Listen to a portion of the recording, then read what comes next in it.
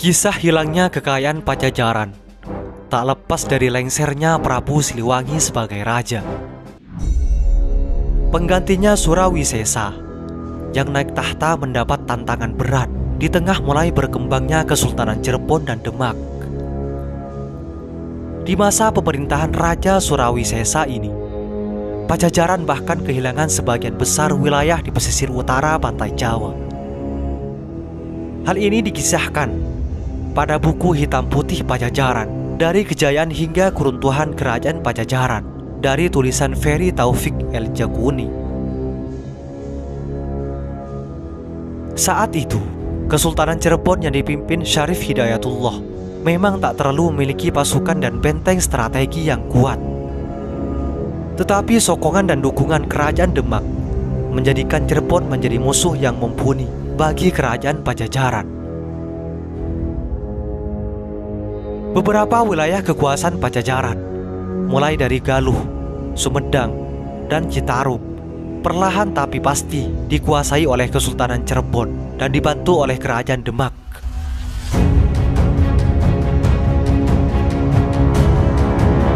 Sejak tahun 1528 Masehi, Cirebon menyerang wilayah Galuh yang menjadi kekuasaan kerajaan Pajajaran.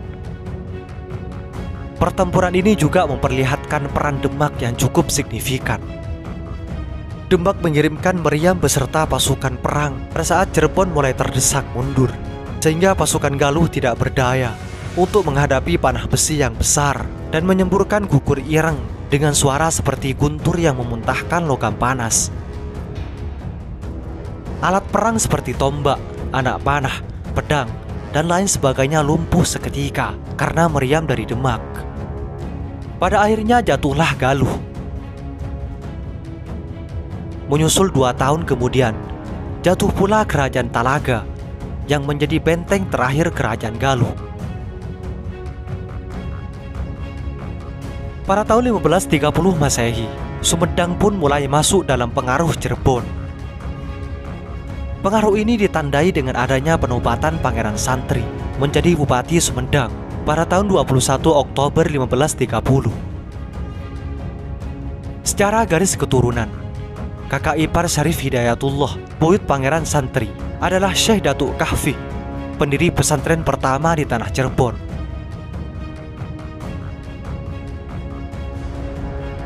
Selanjutnya kawasan Citarum, yang sebelumnya menjadi wilayah kekuasaan Pajajaran pun mulai bisa diambil alih oleh Kesultanan Cirebon.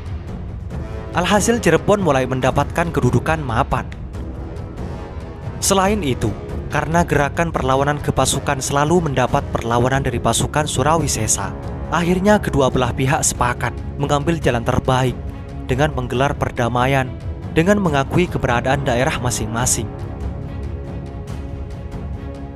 Di tahun 1531 Masehi, tercipta perdamaian yang dikomandoi oleh Syarif Hidayatullah, mewakili Kesultanan Cirebon, dan Prabu Surawisesa, mewakili kerajaan Pajajaran. Perjanjian ini menyepakati bahwa masing-masing kerajaan berdiri sebagai negara yang merdeka. Tidak ada penyerangan apapun yang dilakukan kedua belah pihak. Cirebon mengakui keberadaan kerajaan Pajajaran, dan sebaliknya, Pajajaran mengakui keberadaan Cirebon. Pihak Cirebon pun telah menandatangani naskah perjanjian ini. Adalah Pangeran Pasarean, merupakan putra mahkota Cirebon, yaitu Fadilah Khan dan Hasanuddin. Perjanjian ini memberikan kesempatan kepada Surawisesa untuk mengurusi kembali kerajaan Pajajaran yang sempat kocar-kacir akibat peperangan yang terus terjadi. Beberapa warisan dari sang ayahnya, Prabu Siliwangi, yang hanya tersisa setengah, mulai ia pulihkan kembali.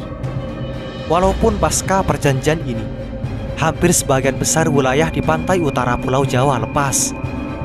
Padahal di beberapa wilayah ini merupakan tempat kerajaan Pajajaran untuk memperkaya di bidang maritim.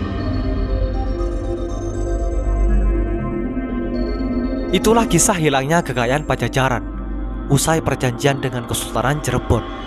Semoga ini menjadi wawasan bagi kita semua dan menjadi pelajaran atau pengetahuan bagi masa yang akan datang. Semoga informasi ini bermanfaat. Assalamualaikum warahmatullahi wabarakatuh.